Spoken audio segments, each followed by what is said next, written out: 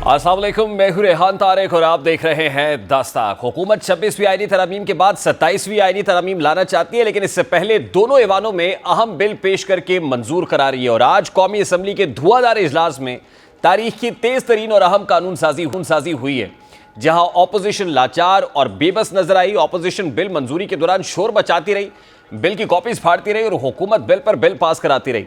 हुकूमत ने बड़ी कामयाबी के साथ कौमी असम्बली के इजलास में सुप्रीम कोर्ट में चीफ जस्टिस समेत जजेस की तादाद 34 करने का बिल मंजूर कर लिया है। ये सुप्रीम कोर्ट नंबर ऑफ जजेस जो बिल है वो मंजूर किया गया है और बिल के मुताबिक चीफ जस्टिस ऑफ पाकिस्तान के अलावा सुप्रीम कोर्ट की तादाद 33 होगी। इसके अलावा Supreme Court practice and procedure तरमीमी ऑर्डिनेंस भी मंजूर कर लिया गया। ये एक्ट है, जो पहले ऑर्डिनेंस था अब एक्ट के अंदर तरमीम की गई है। और supreme Court practice and procedure act में अब अमेंडमेंट करने के बाद हुआ कुछ यूं है कि जस्टिस मुनीब अख्तर तो साइडलाइन हो गए, लेकिन आईनी बेंच का जो भी सरबराह होगा अब वो जजेस कमेटी में शामिल होगा। इसके अलावा हुकूमत ने पाकिस्तान आर्मी एक्ट 1952 में तरमीम को भी कसरत राय से मंजूर कर लिया है। आजम नज़ीर तारड़ ने अहम बिल्स की मंजूरी पर किन ख्यालात का इजहार किया, जरा उसकी एक झलक आपके सामने।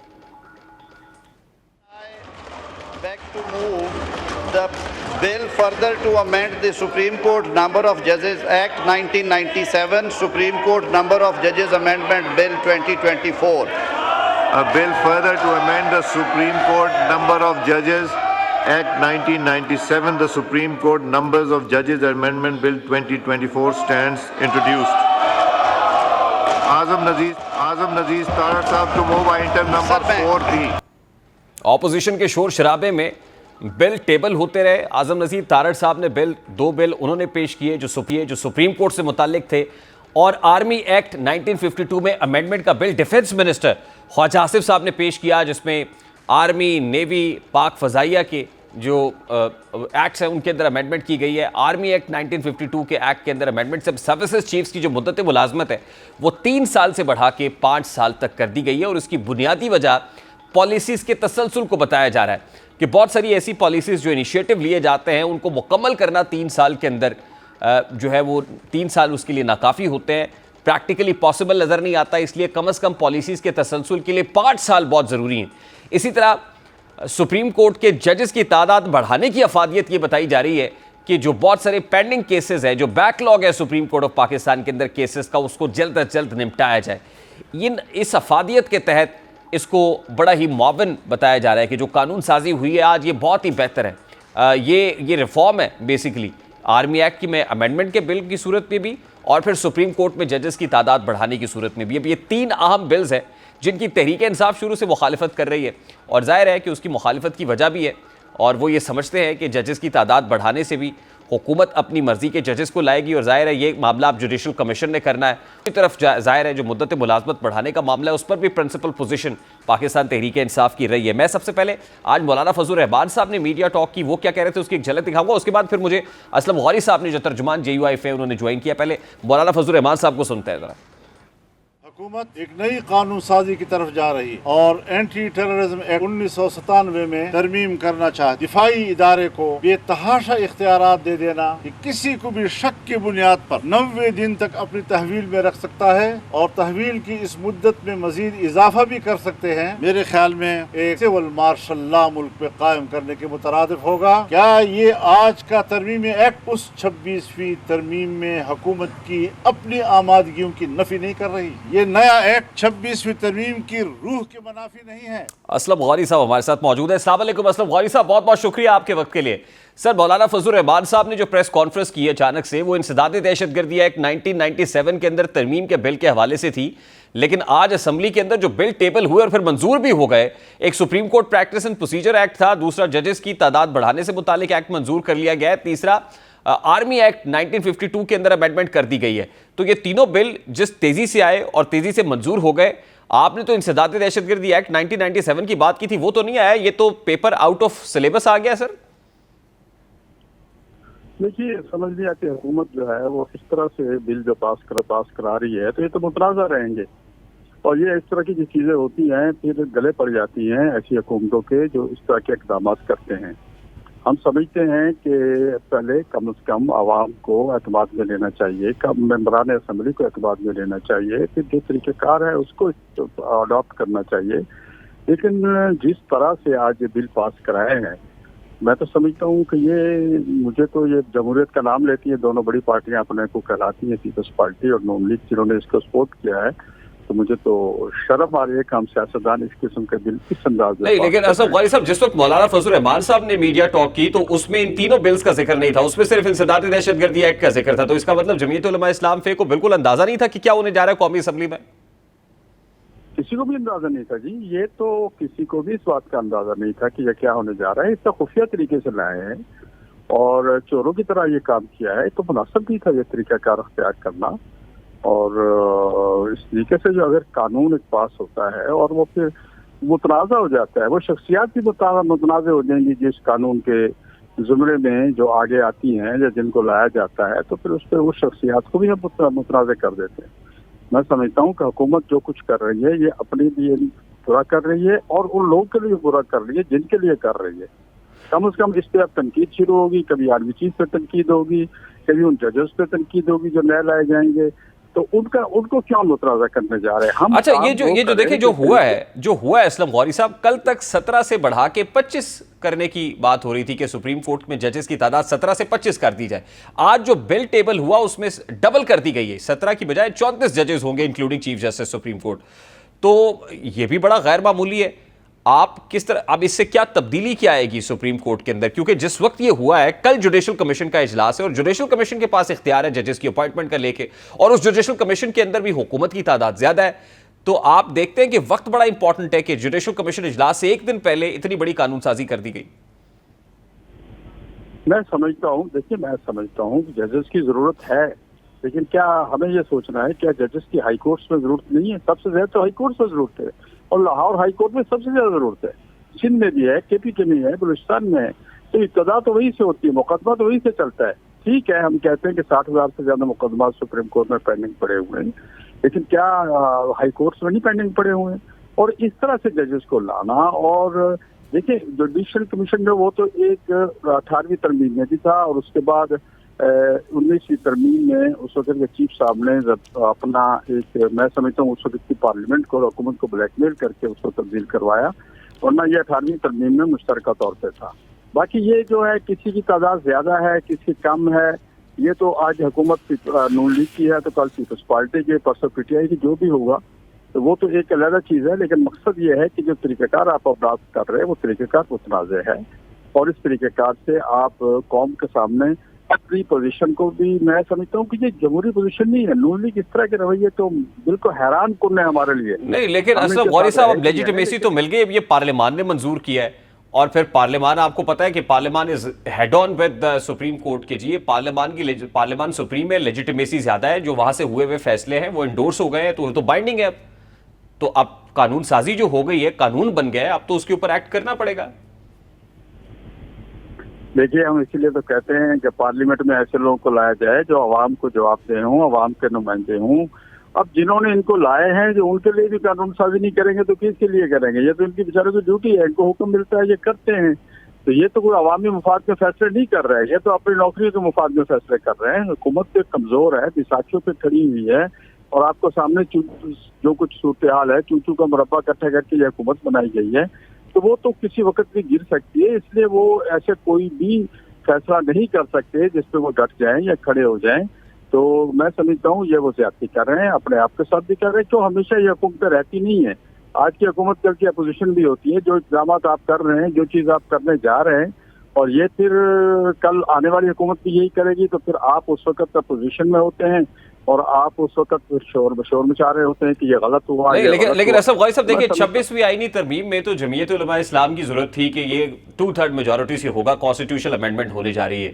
अब हुकूमत ये जो बिल बाय बिल कर रही है, ये तो सादा अक्सरियत से आज मंजूर करा ली है। इसमें तो उनको जरूरत ही नहीं थी, ना जमीयत उलमा इस्लाम की जरूरत पड़ी है, ना और किसी का वोट तोड़ने की जरूरत पड़ी और आसानी से हो गया। तो ये ठीक है कि 26वीं आईनी तरमीम अपनी जगह पर पड़ी रहे, उसके बाद जो रह गया था वो बिल की सूरत में मंजूर करा लिया जाए।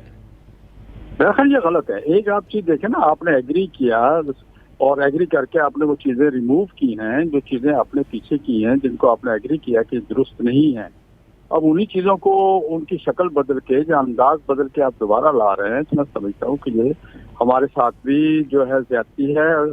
जिन लोगों के साथ उन्होंने कमिटमेंट की थी, जिन लोगों से जुबान दी थी, ये सबके साथ ये ज्यादती है और ऐसा इनको नहीं करना चाहिए। तो फिर अब स्ट्रैटेजी क्या होगी? ये फैसले अदालतों में होंगे सर या सड़कों पे होंगे? दोनों चीजें हो सकती हैं, आने वाला वक्त बताएगा। सड़कों पे भी हो सकता है और अदालतों में भी हो सकते हैं, दोनों चीजें होंगी। और हम नहीं चाहते कि ये चीजें हम अगर पार्लियामेंट में गलत काम करेंगे तो वो अदालतें के पास जाएगा, और अदालतें करेंगी तो फिर हम कहेंगे जी पार्लियामेंट के फैसलों को रद्द कर रही हैं। तो हम फैसले ऐसे करें कि अदालतें भी उसको रद्द न करें। हम ही अदालतों को भी फरीक बनाते हैं सियासतदान। तो मैं समझता हूँ हुकूमत के आज के फैसले जो हैं ये हुकूमत के गले पड़ेंगे, आज नहीं तो कल पड़ेंगे, हुकूमत के गले पड़ेंगे। बहुत बहुत शुक्रिया, बहुत शुक्रिया। पीआईए की प्राइवेटाइजेशन का अमल जारी है, लेकिन जिस अंदाज में प्राइवेटाइजेशन प्रोसेस चल रहा है उससे सवालात जन्म ले रहे हैं। क्या बेचने वाले संजीदा नहीं है या फिर खरीदार संजीदा नहीं है? पीआईए की प्राइवेटाइजेशन में जो टीम काम कर रही थी उसकी कारकर्दगी पर तो सवालिया निशान है ही, लेकिन जो पीआईए को खरीदने वाले हैं, जो बेटर्स हैं, जिन्होंने बोली लगाई है, उन्होंने बोली इतनी कम लगाई कि उसके बाद सवाल उठना शुरू हो गए कि रिजर्व प्राइस 85 अरब है, आप 10 अरब में पीआईए जैसे बड़े असासे को खरीदना चाहते हैं। उस पर कुछ क्लैरिफिकेशंस भी सामने आई कि ये 10 अरब नहीं, ये 210 अरब है, क्योंकि 200 अरब का तो खसारा है। तो खसारे के साथ जो है पीआईए को 10 अरब ना समझा जाए, इसको 210 अरब समझा जाए। अगर पीआईए के फ्लीट की बात की जाए तो उस वक्त पीआईए के अंदर बोइंग 777 जहाज़ों समेत जो दीगर जहाज़ हैं उनको मिलाया जाए तो 29 के करीब जो है वो पीआईए के टोटल एयरक्राफ्ट्स बनते हैं। और अगर इसकी वैल्यूएशन की जाए तो ये तकरीबन 250 से 300 मिलियन डॉलर्स की वैल्यूएशन है, जो तकरीबन जो 85 अरब की रिजर्व प्राइस रखी गई है इसके करीब आके पहुंचती है। और जाहिर है जिन्होंने ये रिजर्व प्राइस मेंशन की उन्होंने जो फॉरेन कंसल्टेंट्स हैं उनको हायर किया और कंसल्टेंसी की मद में तकरीबन 2-2.25 अरब रुपए भी लगा दिए। लेकिन इस सब के लगाने के बाद भी खाया पिया कुछ नहीं, गिलास तोड़ा बारह ने। आज भी हम स्टैंड स्टिल की पोजीशन में खड़े हैं, शायद उससे भी ज़्यादा मामलात ख़राब हैं, क्योंकि अब यहाँ से मामला आगे कैसे बढ़ेगा, अब बोलियाँ लगना शुरू हो गई हैं। खैबर पख्तूनख्वा हुकूमत कहती है कि हम पीआईए को ख़रीदेंगे, पंजाब हुकूमत भी खरीदार बन के सामने आ गई। ये पता चला कि मरियम नवाज शरीफ साहिबा की चाहत भी है कि वो पीआईए को ख़रीदें, और फिर कहीं से सजेशन ये भी आ रही है कि आप एयर पंजाब बना दें और वो फिर पूरे पाकिस्तान को रिप्रेजेंट करे और फिर वो पूरी दुनिया के अंदर फ्लाई करे। और फिर एफपीसीसीआई ने भी कहा कि हम एयरलाइन को ख़रीदेंगे। यानी मुख्तलिफ एंटिटीज़ अब आ रही हैं। क्या लोग अपनी सिर्फ पब्लिसिटी चाहते हैं पीआईए के साथ एसोसिएट होके, खरीदार बन के? क्या सिर्फ पब्लिसिटी स्टंट करते हैं और फिर बैक ऑफ कर जाते हैं? ये गैर संजीदगी क्यों है? इस वक्त former president PALPA Sohail Baloch साहब ने हमें ज्वाइन किया, उनसे बात करते हैं। सुहेल साहब अलैकुम, बहुत बहुत शुक्रिया आपके वक्त के लिए। यकीनन आप लोग भी, पाल्पा भी एक बहुत बड़ी स्टेक होल्डर है पीआईए की, तो पीआईए की प्राइवेटाइजेशन का प्रोसेस जिस अंदाज में चल रहा है, are you satisfied with that?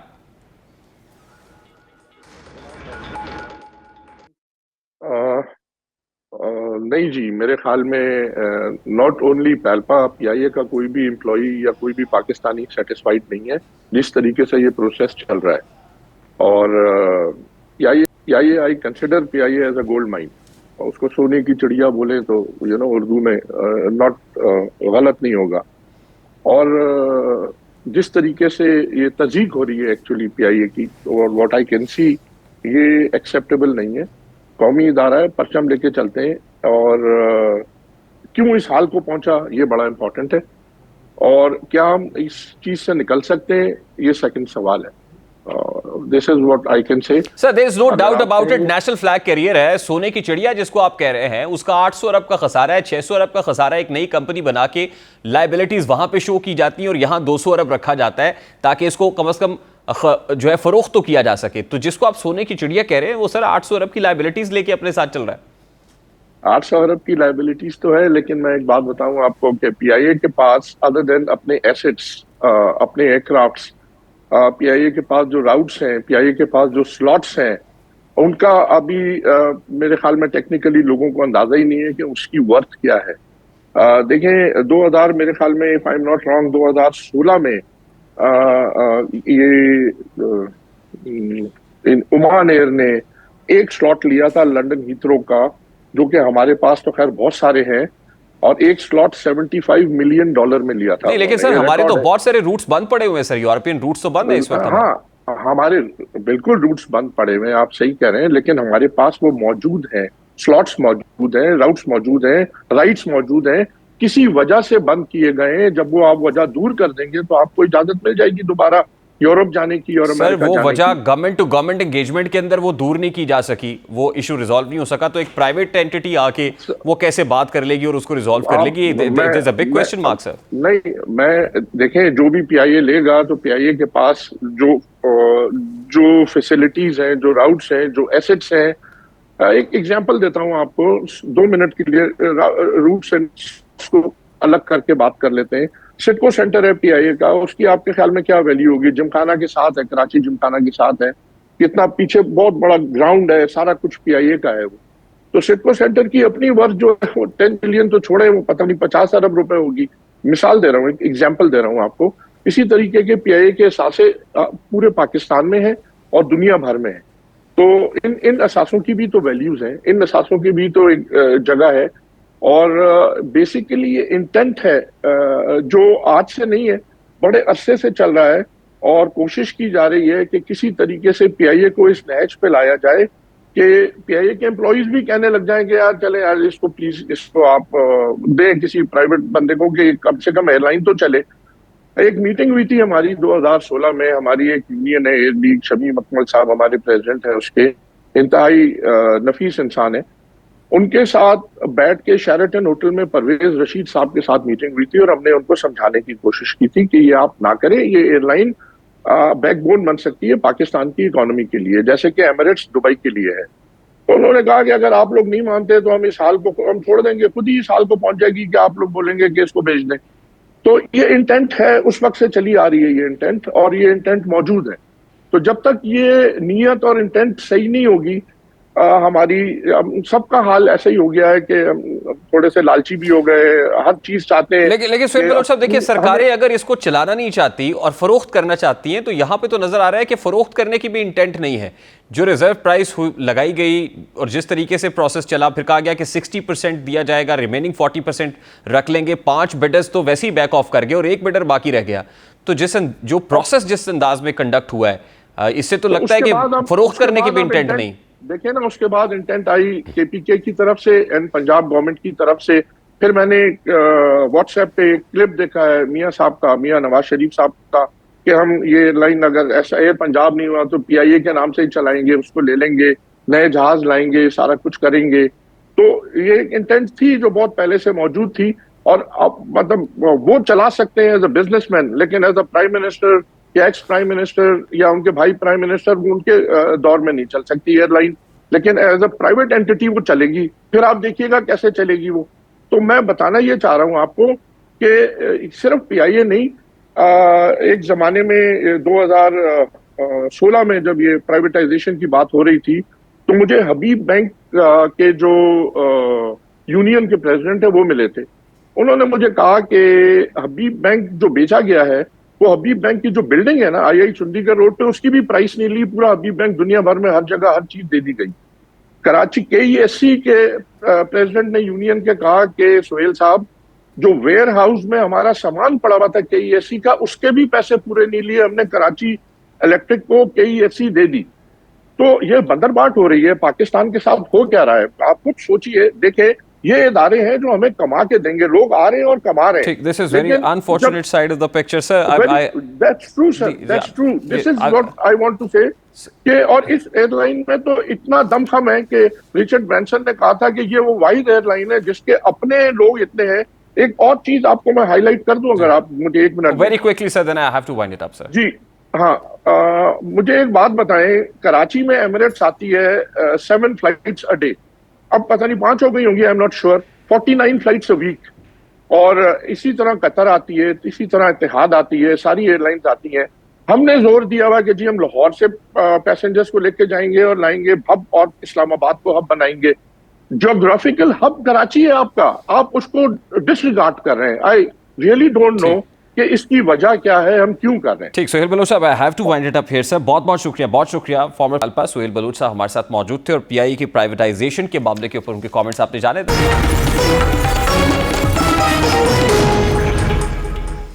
America पर कौन हुक्मरानी करेगा? कल अमेरिकी सदारती इलेक्शंस के हवाले से बड़ा दिन है। अमेरिका में इलेक्शंस की तैयारियां मुकम्मल हो चुकी हैं। बैलेट पेपर्स और electronic voting machine polling centres में पहुंचा दी गई हैं।